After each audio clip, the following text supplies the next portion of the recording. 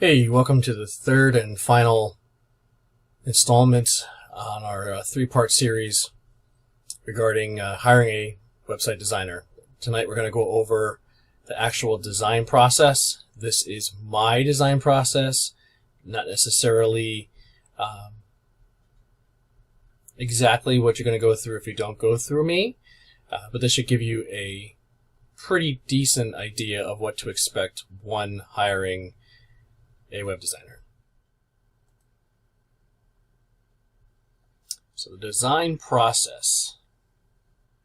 Again, this is just my design process. May not be exactly what you're going to go through if you go through someone else, but this should again give you an idea of a general outline of the design process. First thing when it comes to designing a site is to communicate. And I have this on here 3 times to kind of drive it home. You have to communicate with your designer as well as your designer communicating with you. The hardest part of designing a website is getting in the mind of my client. So what I always ask is for my client to go out on the web and look at different websites. Doesn't even have to be a website that is pertinent to their specific business. It can be any website out there, and give me some feedback on what they like. Something I will never do is copy a full design of another website. But if a client says to me they like this specific layout, if they like this specific way text is presented, it gives me at least a little idea of what they're looking for. So communication is absolutely key when it comes to the design process of designing a website. Be ready with your content. Make sure you have an idea of what you want your website to say. I always ask my clients to write their own content. Now, I do have a content writer that I work with. She is awesome. She does a very good job with any content creation. But that's an extra step if it's needed. I don't want to be creating the content myself, especially if it's a field that I don't have any clue about. If it's a design website, I work full-time in healthcare as well. If it's a healthcare website, I could probably work my way through and make a site sound pertinent. But other than that, absolutely not. The way that a website is worded is going to be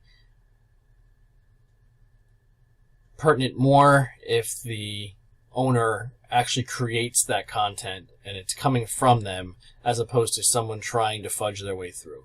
So be ready with your content, be ready with your words, not even necessarily exactly what you want to say, but at least an outline. I will tell my clients the only reason why I would change something in their specific content is if I feel that there's a better word, something that can be used different to potentially boost their rankings.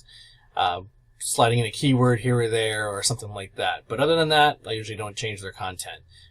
Pictures, make sure you have good, clear pictures.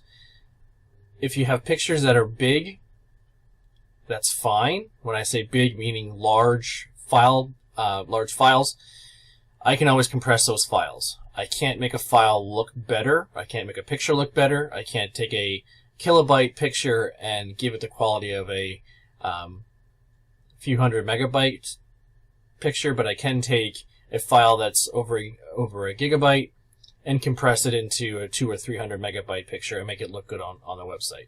So just make sure that your content, your pictures are very good quality.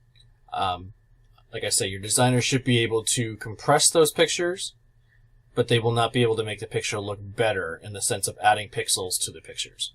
So be ready with your content. Make sure you have everything in an easy format, whether it's emailing. I use Dropbox. I just have a folder that I share with my clients. They can upload information that way. Each designer is going to have their own way of getting the content from you. I like if content is either sent to me in an email or in a Word document. Makes it easier for me to copy and paste into the editor. So be ready with all your stuff prior to going into the design process.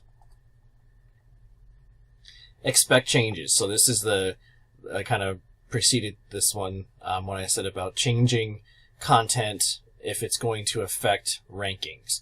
So the only time I would change content, again, is if I need to potentially add a keyword here or there. If grammar is an issue, that's really the only time I would change specific content. Expect changes if you have an idea of how your site should look, as opposed to how the designer thinks the website should look.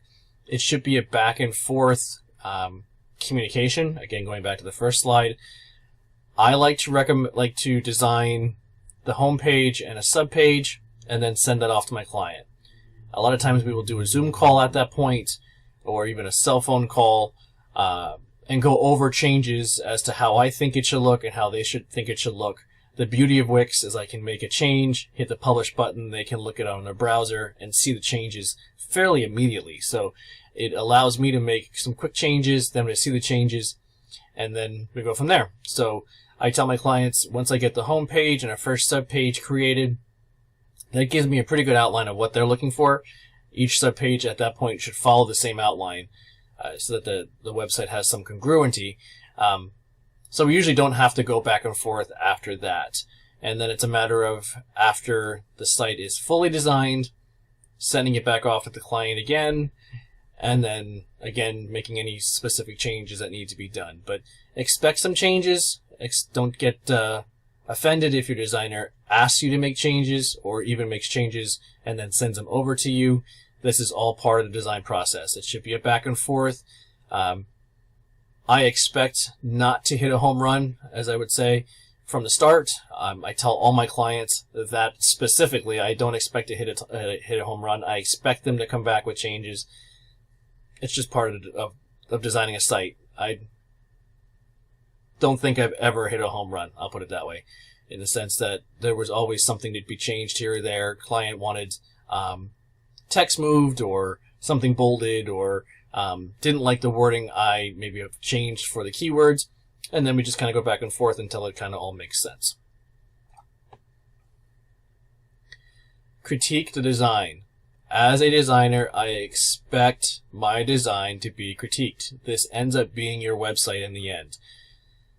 A designer has to have that in mind, that the final website has to be what the client wants, not necessarily what the designer wants. I have designed sites that have been designed by a designer, in the sense that I got a PDF file of exactly how they wanted it laid out, and I just followed that design. I've had designs sent to me in a Word document, the entire website design on a Word document. That is how they wanted it to look. That is how it looks. To this day, that is how it looks. That Word designed website is not on my profile anywhere. I don't have my name on it at all, but that was what they wanted. It may not be something that I would show another client as to something that I did, but that's okay. It's what they wanted. It's what they got. The only time I will change a design of how someone wants it is if it's a issue with a search engine or usability. So that's another thing that you may see. You may want your site to look one way. Your designer may look at the actual usage of your site and move things around a little bit.